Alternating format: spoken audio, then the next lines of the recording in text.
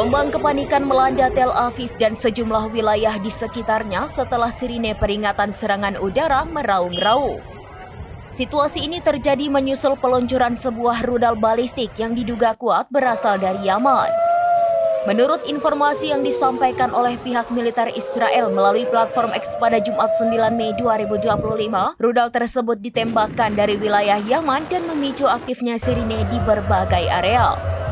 Jangkauan sirine dilaporkan meluas, meliputi wilayah pendudukan Al-Quds dan Tel Aviv hingga Hashfela, Gush dan bahkan Al-Khalil. Sejumlah video yang beredar di media sosial memperlihatkan situasi kacau di mana warga sipil, termasuk para pengunjung pantai bergegas mencari perlindungan ke bunker-bunker terdekat di tengah kepanikan yang meluas di Tel Aviv dan sekitarnya. Serangan rudal terbaru ini tercatat sebagai kali ke-28 Yaman melancarkan aksi serupa sejak Maret 2025. Muncul klaim bahwa sistem pertahanan udara Israel tidak berhasil menghalau rudal tersebut. Peristiwa ini memunculkan spekulasi mengenai peningkatan kemampuan militer Yaman, terutama dalam hal jangkauan dan akurasi serangan jarak jauh.